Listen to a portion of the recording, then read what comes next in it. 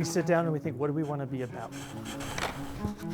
Sketching, getting in and just getting ideas on paper and seeing what works and seeing what doesn't. And that's the basis is always usually just an idea on paper.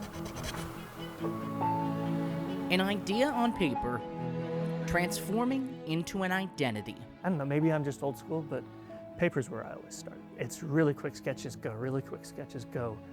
Reference, what does a mammoth look like? And how do we make this not look literal, but look like a logo version or an icon version of that? That was the job of Ben Barnes, to create something new. One might say it was a mammoth task. In that initial sketch phase, it's not just primary mark, it's anything Utah Mammoth. Anything that comes to your mind, you put out there. You need something on the front of the jersey, you need something on the shoulders, you need something on the helmet. There are lots of different touch points. As the head of the team that designed all the new logos and identity, it needed to feel, well, like it fit. Part of making a logo that feels like it belongs to us is giving it a sense of place. So we knew that mountains were important to give you a sense of being in Utah. The tusk, the way it's shaped, has a letter U.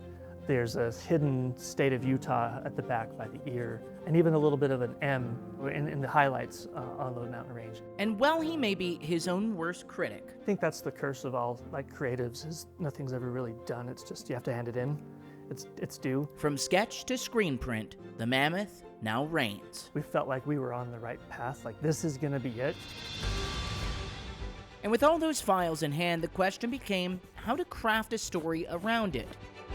Well, that fell to this guy, Chris George. We were saying, finally, we are Utah Mammoth. It has a foundation that a lot of us can rally around, and so that was what was really fun.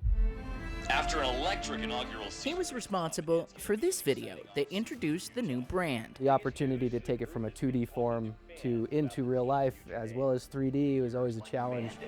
folktales with creatures in the mountains.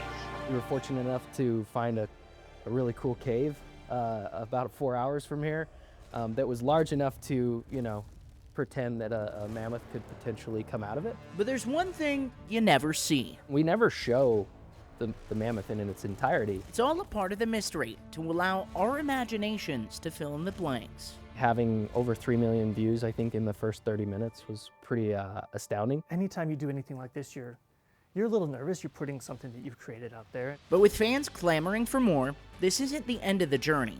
It's only the beginning. People don't rally around a logo. They rally around what it represents for them. This isn't ours.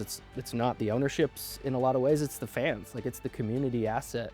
And so there is a bunch of storytelling still to be told. A story that will be a Utah experience through and through. We're not designing what we want. We're designing what we feel like resonates with the fans. Spencer Joseph, Something that's unique, that feels like it belongs uniquely to Utah. Fox 13 News, You want it to have a sense of place and a sense of ownability. Utah.